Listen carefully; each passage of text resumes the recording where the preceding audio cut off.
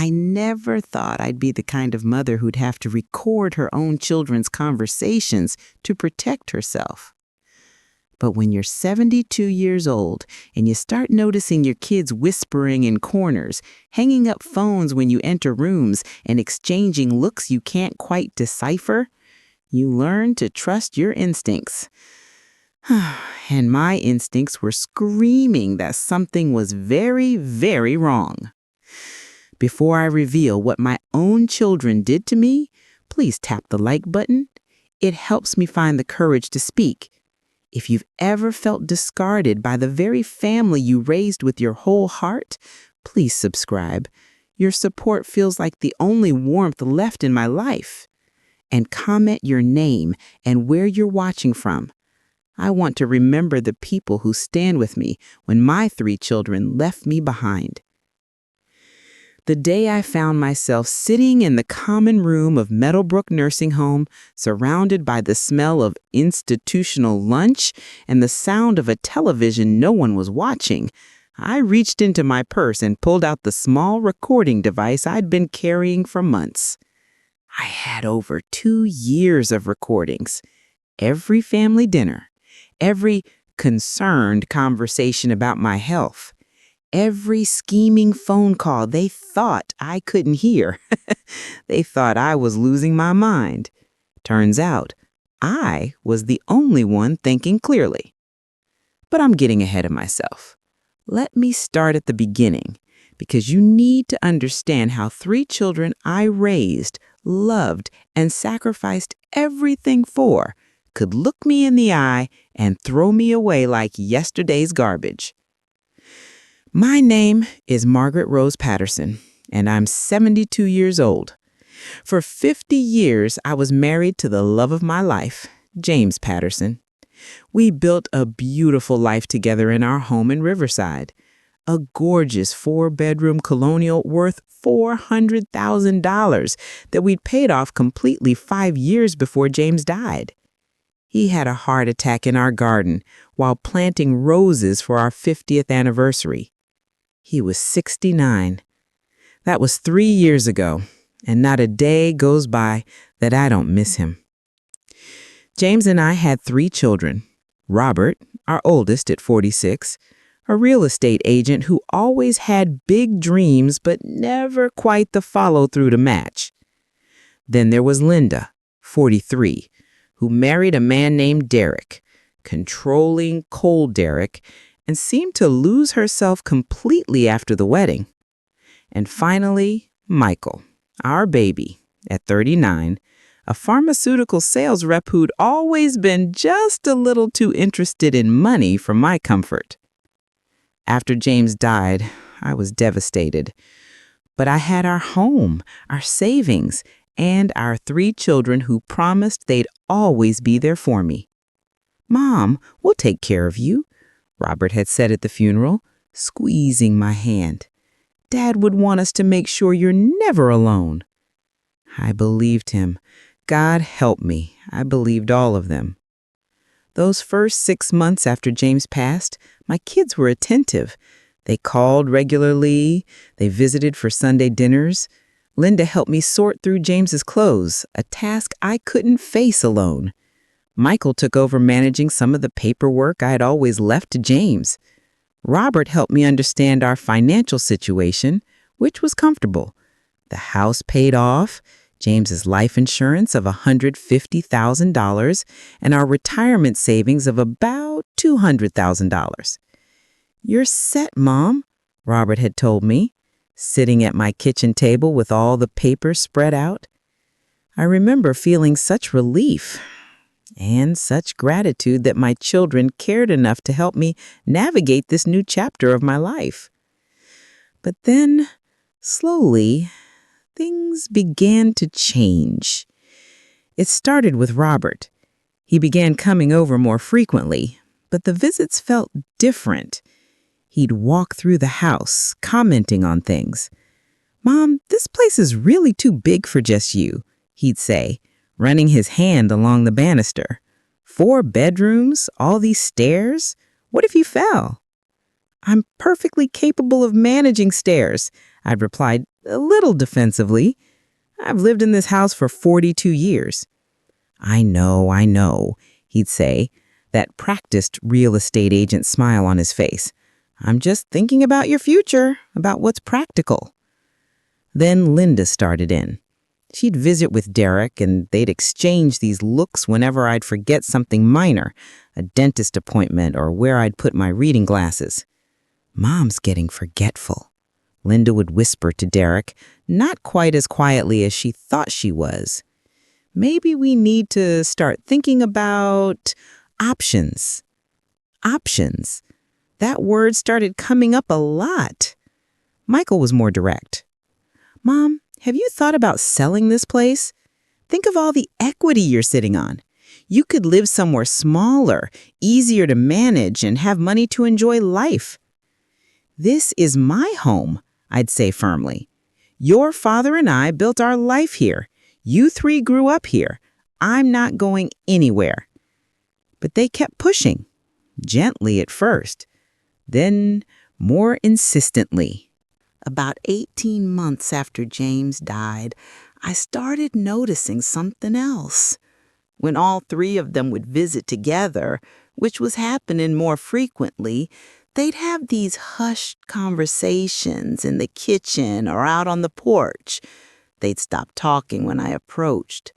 Robert would suddenly be very interested in his phone. Linda would change the subject abruptly. That's when I bought the recording device. I'm not proud of it exactly, but I'm not ashamed either. I was a 70-year-old widow living alone, and my instincts told me I needed to protect myself. So I went to an electronics store, told the young man working there that I wanted to record my thoughts and memories, and he sold me a small digital recorder that could capture hours of audio on a tiny memory card.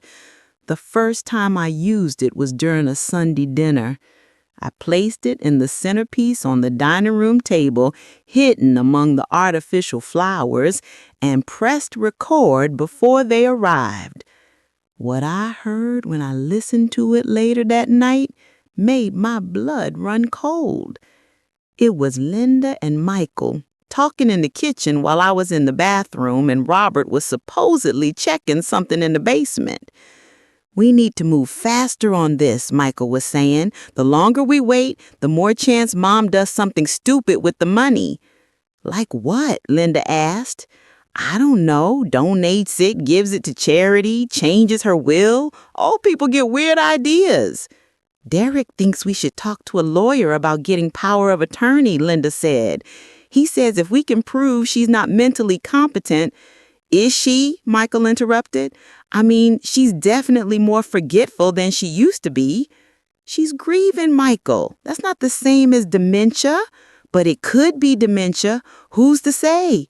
And honestly, Lynn, she doesn't need a house this size. She'd probably be happier in a facility where people could look after her. I had to pause the recording. My own children, talking about me like I was a problem to be solved, like I was already gone. But I kept listening, and I kept recording. Over the next year and a half, I captured everything. I became strategic about it. I'd hide the recorder in common areas, the living room, the dining room, the kitchen. Sometimes I'd keep it in my cardigan during visits. The device was voice-activated, so it only recorded when people were talking. The picture that emerged was devastating. Robert was drowning in debt. His real estate career wasn't as successful as he pretended. He'd taken out a second mortgage on his own home and was behind on payments. He saw my house as his salvation.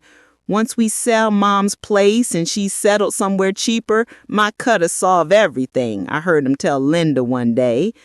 Linda's marriage to Derek was even worse than I had suspected. He was controlling and verbally abusive, and apparently he convinced Linda that they deserved a portion of my estate now, not after I died. Your mother's just sitting on all that wealth. It's selfish, really. You're her daughter. She should want to help you.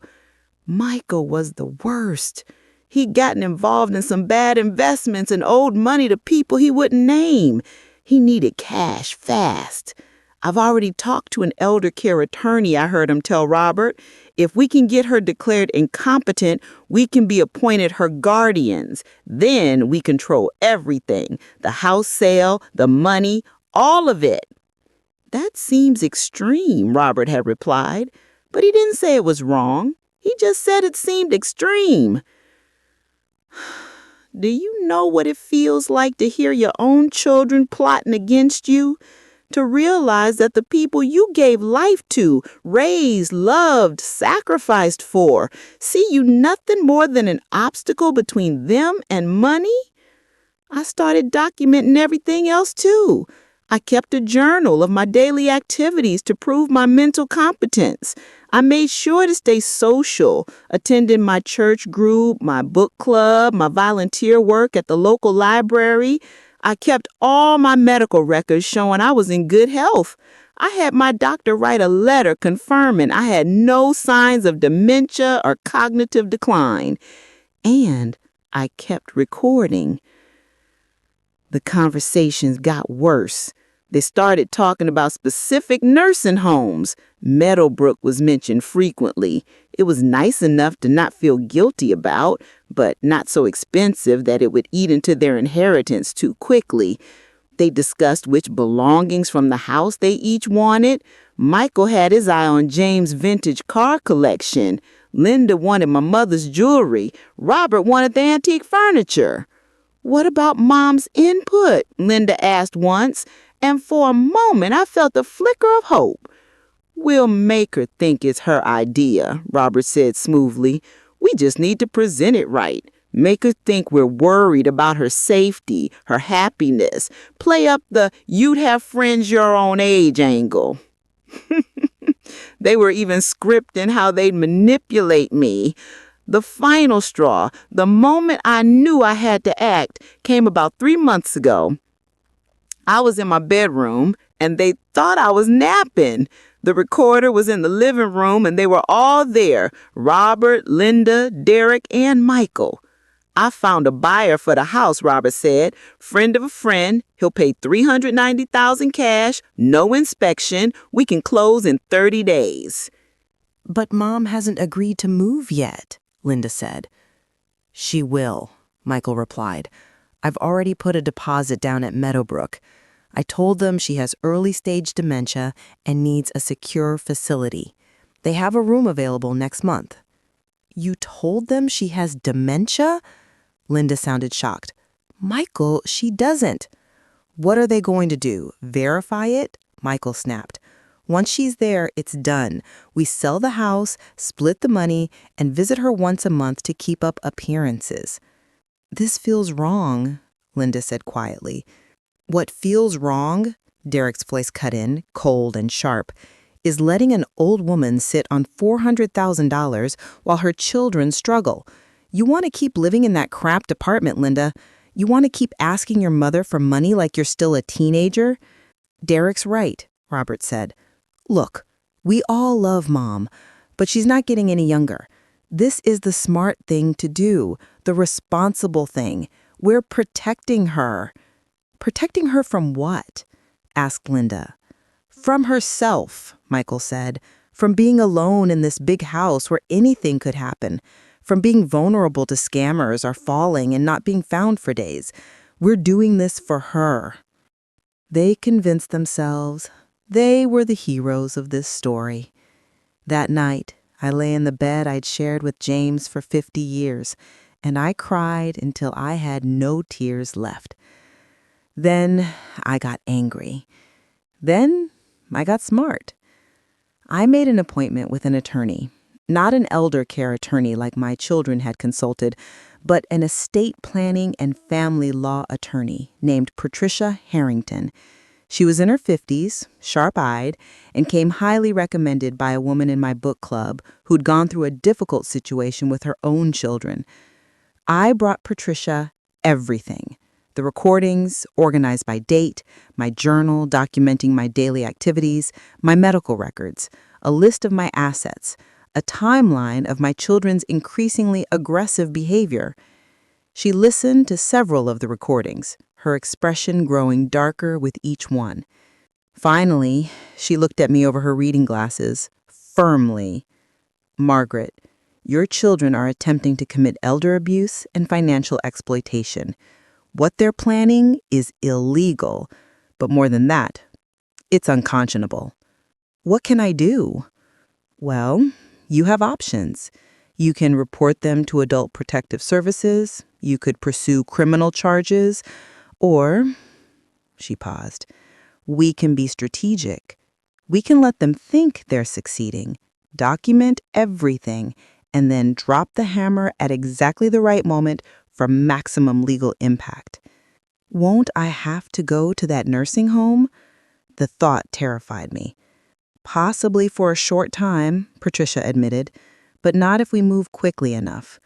I'm going to file for a restraining order based on attempted financial exploitation.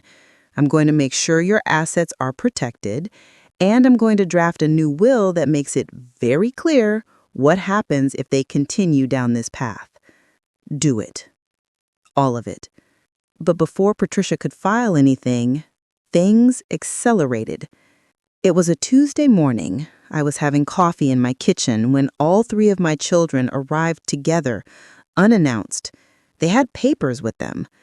"Mom, we need to talk," Robert said, his face arranged in an expression of concerned sympathy that I now recognized as completely fake. "We've been really worried about you." "Worried?" I played along, my hand trembling slightly as I set down my coffee cup. The recorder in my cardigan pocket was already running. "Why would you be worried?" Linda sat down next to me, taking my hand. "Mom, you've been forgetting things. Important things. Last week you missed your dentist appointment." "I rescheduled it," I said truthfully. "They called me." "But you didn't remember it was scheduled in the first place," Michael jumped in. "And you've been confused about dates. Last month you thought it was still June when it was July." "I never did that, but arguing seemed pointless. What is this about?" Robert slid the papers across the table. "We found you a wonderful place, Meadowbrook. It's a top-rated senior living community with 24-hour care, activities, friends your own age. I don't need 24-hour care. I'm perfectly healthy." "Mom, please." Linda squeezed my hand. "This house is too much for you. We worry about you being alone here. What if you fell? What if something happened and no one found you?" "I have my alert button." I touched my medical alert necklace that I'd been wearing. "And my phone, and neighbor who check on me." "It's not enough," Michael said firmly. "We've already put a deposit down at Meadowbrook. The room is beautiful, Mom. You'll love it. And the best part is that you won't have to worry about this big house anymore." "What happens to my house?" "We'll take care of it. List it, sell it, make sure you get a fair price. The money will go into a trust for your care." "A trust you control?" The three of them exchanged glances. "We'd be co-trustees," Robert said. "It's standard in these situations." I looked at the papers. They were admission forms for Meadowbrook, and underneath those, I saw other papers, power of attorney documents, making my three children my legal guardians. "I'm not signing these," I said, pushing them back across the table. "Mom," Linda started. "No. I'm not confused. I'm not incompetent. I'm not signing over control of my life to anyone." Michael's face hardened. "We're trying to help you. By forcing me into a nursing home I don't need and taking control of my money?" "That's not what this is," Robert said. But his voice had lost its warm, concerned tone. "Mom, we're your children. We love you. We're trying to do what's best for you. Then respect my wishes." "Your wishes aren't rational right now," Michael said. "Mom, you're not thinking clearly. That's why we need to do this." Derek, who'd been standing silently by the door, finally spoke up, coldly. "Maybe we need to involve her doctor, get an official evaluation." I felt a chill run down my spine. You've already tried that, haven't you? You've already talked to my doctor? The guilty look that flashed across Linda's face told me everything. You forged my signature on a medical release, I said, not asking, but stating. You called Dr. Morrison and tried to get him to say I'm incompetent. He wouldn't cooperate, Michael said, clearly frustrated by this. He said you were in perfect health. But doctors can be wrong, Mom. Sometimes family knows better. Something inside me snapped. Get out! Mom, get out of my house, all of you, now. We're not leaving until you listen to reason, Robert said, and there was something in his voice I'd never heard before. Something hard and mean. I said, get out. I stood up, my chair scraping loudly against the floor. This is my house, my home, and you will not bully me in it. Fine, Michael said, and his face was cold. So cold. But this isn't over, Mom. We're trying to help you, and if you won't let us help you voluntarily, there are other ways. They left. And 2 days later, they came back with the police and a court order. I was drinking tea in my living room when I saw the police car pull up. My heart started pounding, but I stayed calm. I'd called Patricia Harrington immediately after my children left 2 days ago, and we'd prepared for this possibility. Robert, Linda, and Michael got out of a car behind the police cruiser. 2 officers approached my door, and I opened it before they could knock. Mrs. Patterson, the older officer said, his voice kind. I'm Officer Martinez, and this is Officer Chen. Your children have expressed concerns about your welfare. They have documentation from a doctor stating you need immediate evaluation. What doctor? I asked. Robert stepped forward with papers. Dr. James Whitfield. He's a geriatric psychiatrist. Based on the information we provided about your behavior, he's recommended you be evaluated at a facility.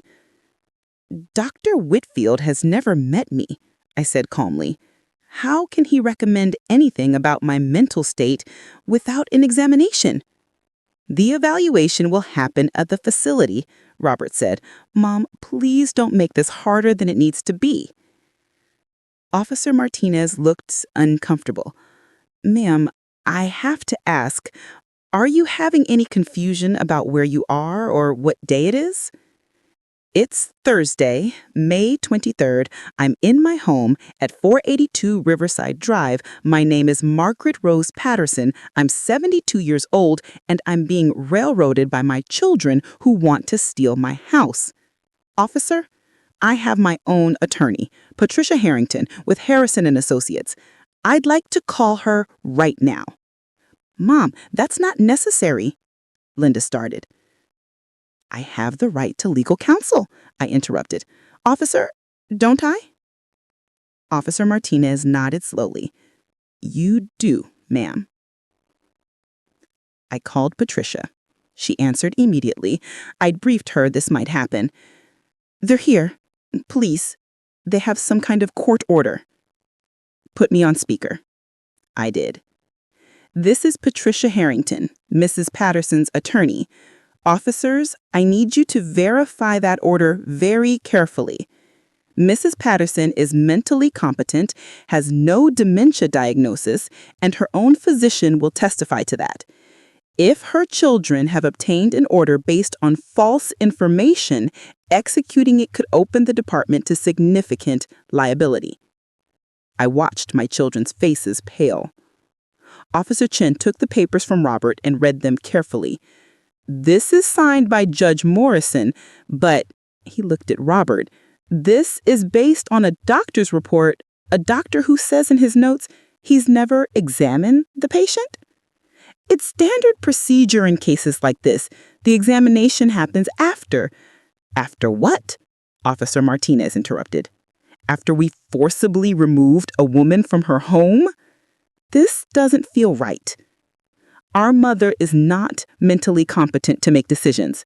Robert insisted, his voice rising. "That's why we need to do this." "Ma'am," Officer Chin addressed me directly, "can you tell me what you had for breakfast this morning?" "Oatmeal with blueberries and a cup of coffee," I replied. "I had toast for breakfast yesterday. I'm meeting my book club tomorrow at 2 p.m. at the library. We're discussing The Nightingale. Next week, I'm volunteering at the food bank on Tuesday and visiting my late husband's grave on Wednesday. It would have been our 53rd anniversary." Officer Martinez looked at Robert. "Your mother seems pretty coherent to me." "She has good days and bad days," Linda jumped in. "This is a good day." "Officer," Patricia's voice came through the phone speaker, "I'm 10 minutes from Mrs. Patterson's address. I'm requesting you wait for me to arrive before any action is taken. Mrs. Patterson is not a danger to herself or others. She's being targeted for financial exploitation by her own children, and I have evidence of that. Please don't be part of this." The officers looked at each other. Finally, Officer Martinez nodded.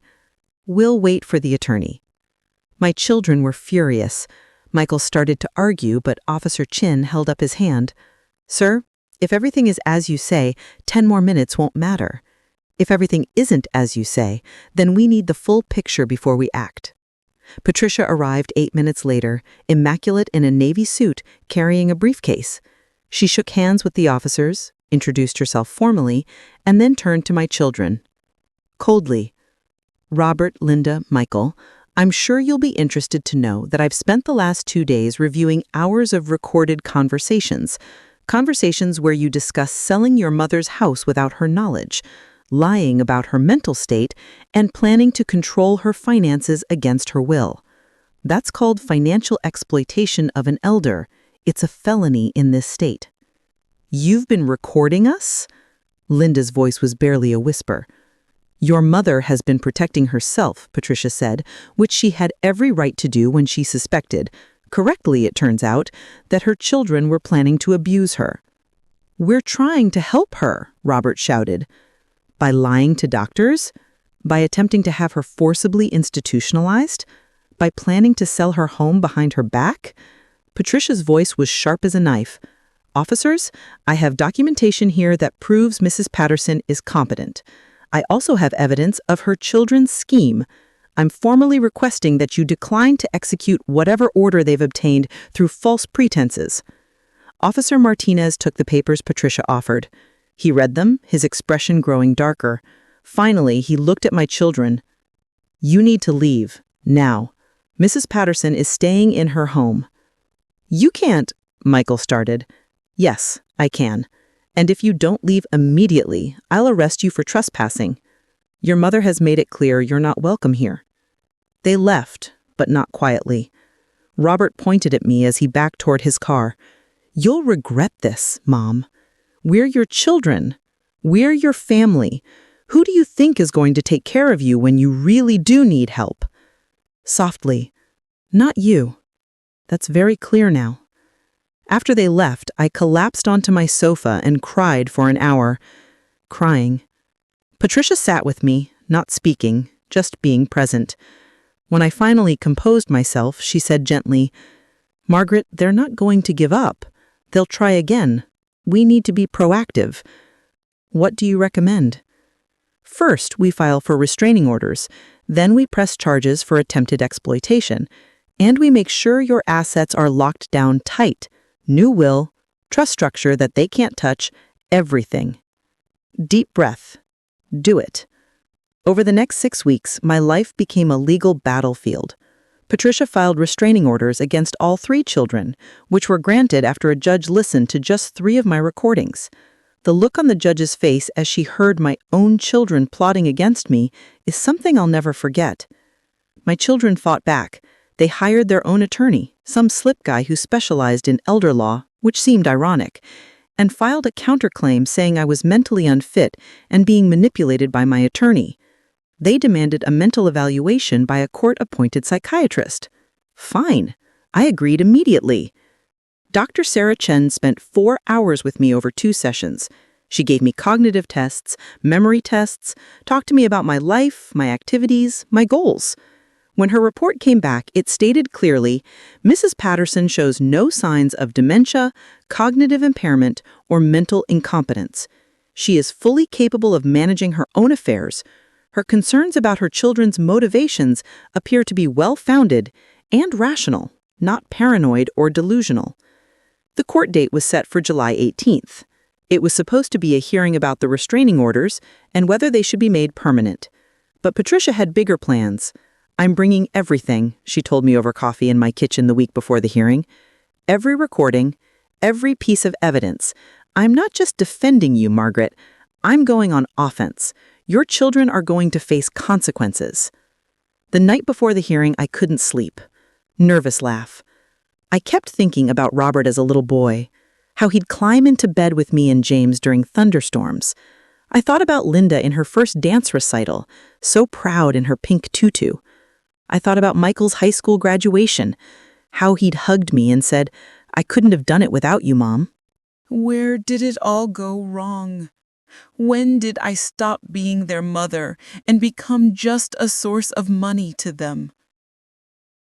The courtroom was formal and intimidating. My children sat on one side with their attorney. I sat on the other side with Patricia. A handful of other people were there. Patricia had asked some of my friends from book club and church to attend as character witnesses. The judge was the Honorable Rebecca Torres, a woman in her 60s with kind eyes but a no-nonsense demeanor. She looked over the case files and then looked at my children. "Let me make sure I understand," she said. "You three are asking the court to grant you guardianship over your mother, despite a psychiatric evaluation stating she's completely competent, because you believe she's being manipulated by her attorney?" "Yes, Your Honor," their attorney said smoothly. "We believe Mrs. Patterson has been unduly influenced by an attorney who helped her protect herself from your client's attempts to steal her house," Judge Torres interrupted. "I've read the preliminary filings, counsel. This doesn't look good for your clients." "Your Honor, these are children concerned about their mother." "Miss Harrington," the judge turned to Patricia, "I understand you have recordings." "Yes, Your Honor. Hours of them. With the court's permission, I'd like to play several excerpts." For the next 45 minutes, the courtroom listened to my children plot against me. I watched their faces as their own words were played back. Linda started crying. Robert stared at his hands. Michael's jaw was clenched so tight I thought his teeth might crack. The worst recording, the one Patricia saved for last, was Michael saying, "Once she's in Meadowbrook, we'll probably only have to keep up the pretense for a few years.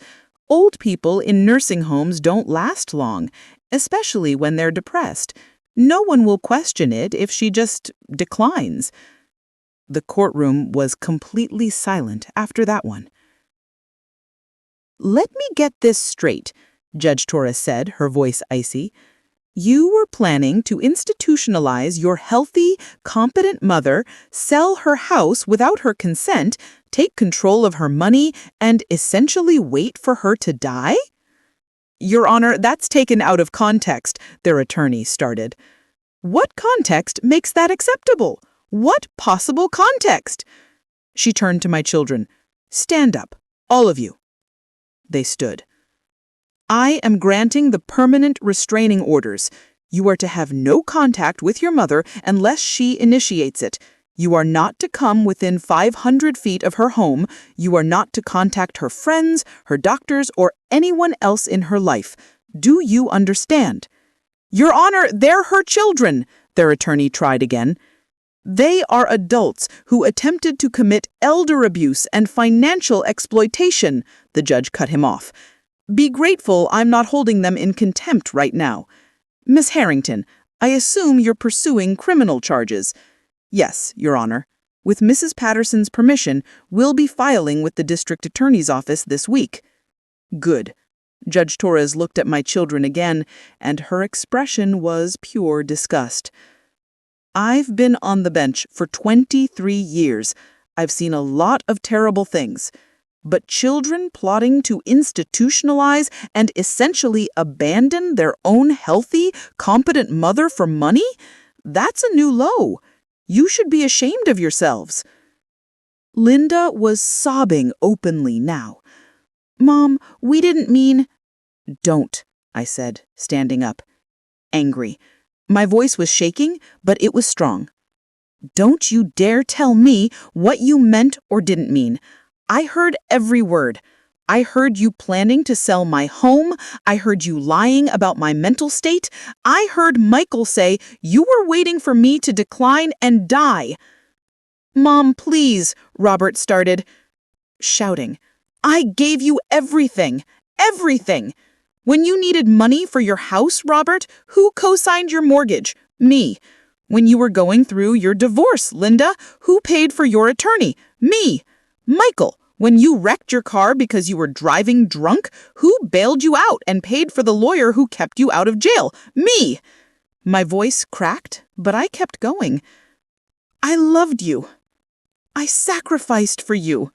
Your father and I worked ourselves to the bone to give you good lives, good education, every opportunity.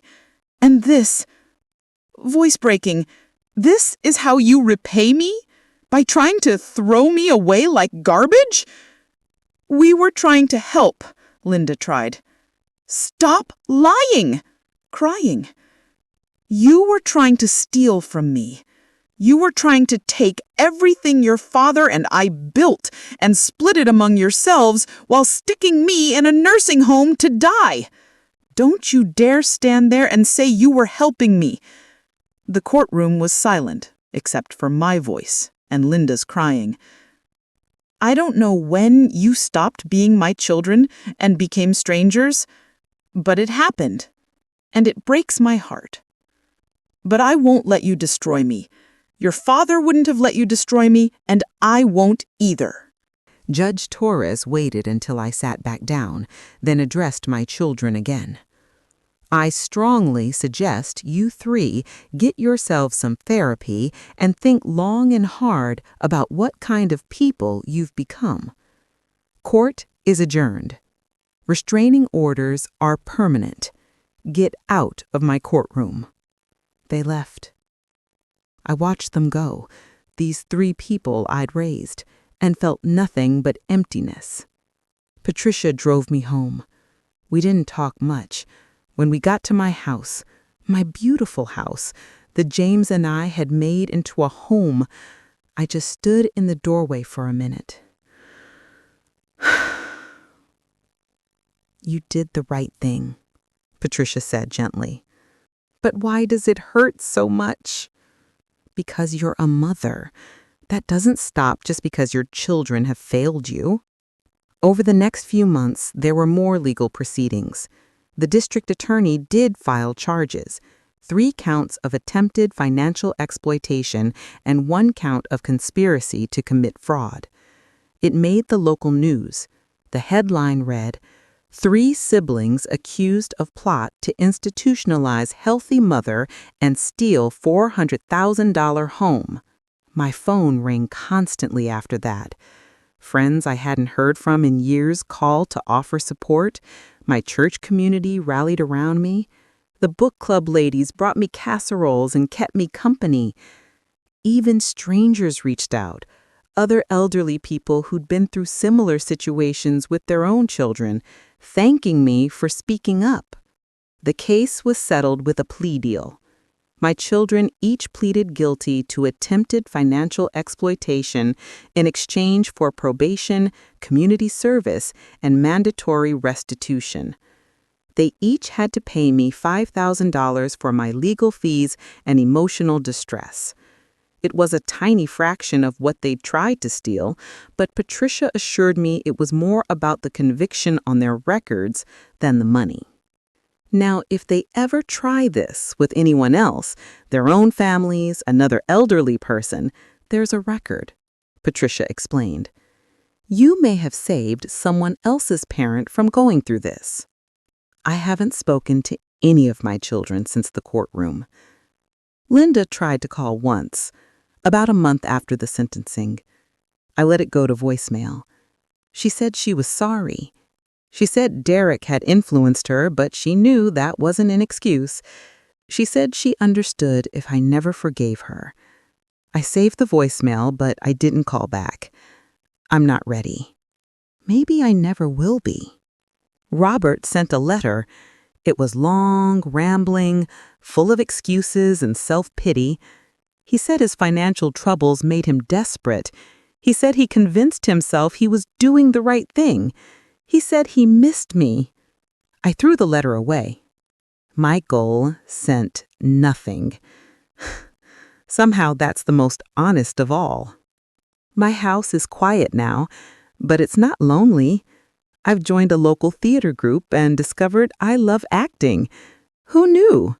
At 72, I'm playing small parts in community productions and having the time of my life.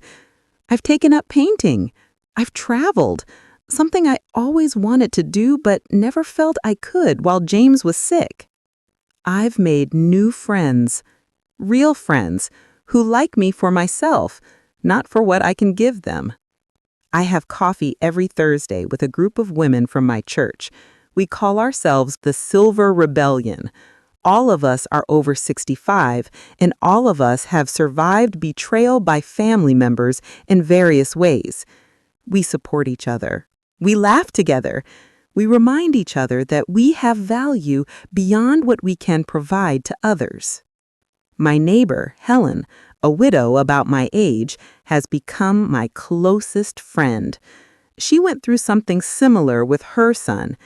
We take walks together every morning, and we have standing dinner plans every Sunday. She's helped me realize that family isn't always about blood. Sometimes it's about who shows up for you when you need them. I've also gotten involved in advocacy. There's a local organization that works on elder abuse prevention, and I've become a volunteer speaker. I tell my story at community centers, senior living facilities, anywhere they'll have me. I talk about the warning signs. I encourage people to trust their instincts. I tell them it's okay to protect themselves even from their own children. After one of these talks, an older man approached me. He was probably in his 80s, tears in his eyes. He whispered, "My daughter has been pressuring me to sign over my house. I thought I was being paranoid or selfish. But listening to you, I'm going to talk to a lawyer. Thank you." That's when I knew that everything I went through had purpose. If my pain can protect even one other person from experiencing the same betrayal, it was worth it. My will is ironclad now. Patricia helped me set up a trust that, upon my death, will donate the bulk of my estate to charities focused on elder abuse prevention and support. My 3 children are each left exactly $1. Not to be cruel, but to make it clear that their exclusion was intentional, not an oversight. There's a letter attached to the will explaining exactly why. Sometimes, late at night, I look at old photos. Robert in his Little League uniform, Linda at her wedding, so beautiful and happy, Michael holding his first nephew, my grandson, with such joy on his face. I mourn the children they were. I mourn the relationship we could have had. But I don't regret protecting myself. I don't regret standing up for myself. And I don't regret making sure they faced consequences for their actions. Am I angry? Sometimes. Am I sad? Every day. Do I miss the children I thought I had? Absolutely. But I'm also proud. Proud that I was strong enough to fight back. Proud that I didn't let them win. Proud that I'm still here, living my life on my terms in my home. This house, the one they wanted to steal from me, is filled with James's memory He's in every room, every corner. I talk to him sometimes, tell him about my day. I think he'd be proud of how I handled this. He always said I was stronger than I knew. I wish he was here to see that he was right. The garden is beautiful this year. I've planted new roses. James would have loved them. I sit out there in the evenings, watching the sunset, and I feel peace. It's not the life I imagined at 72. I thought I'd be surrounded by children and grandchildren, watching them grow, being part of their lives. Instead, I'm alone. But I'm not lonely. I'm free.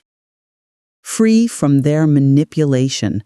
Free from walking on eggshells, wondering when they'd strike. Free from the constant fear that they'd succeed in taking everything from me. I've learned so much these past 2 years. I've learned that kindness can be taken advantage of. I've learned that just because someone is family doesn't mean they have your best interests at heart. I've learned that sometimes the people who are supposed to love you most can hurt you worst. But I've also learned that I'm resilient, that I'm capable of fighting for myself, that I have value beyond what I can provide to others, that it's never too late to stand up and say, no more. To anyone else out there going through something similar, trust yourself. If something feels wrong, it probably is. Document everything. Get legal help. Don't be afraid to protect yourself, even if it means protecting yourself from your own family. You deserve to be treated with dignity and respect. Your life, your home, your assets, they're yours. You earned them. Don't let anyone take them from you. And to my 3 children, if you ever hear this story, I loved you. I still love you, in a way. But I love myself too. And I won't apologize for choosing myself when you forced me to make that choice. You wanted my house, my money, my life. Instead, you lost your mother. I hope it was worth it. As for me, I'm going to keep living. I'm going to keep enjoying this beautiful home that James and I built together. I'm going to keep making art, performing in plays, traveling, laughing with friends, and advocating for others. I'm going to live every day to the fullest, knowing that I survived my children's betrayal and came out stronger. My name is Margaret Rose Patterson. I'm 72 years old. My children tried to steal my life from me. They failed. And I'm still here. If you liked my story, please leave a comment below. And if you or someone you know is experiencing elder abuse, financial, emotional, or physical, please reach out for help. Organizations like the National Center on Elder Abuse have resources. You don't have to face it alone. You deserve better. We all do.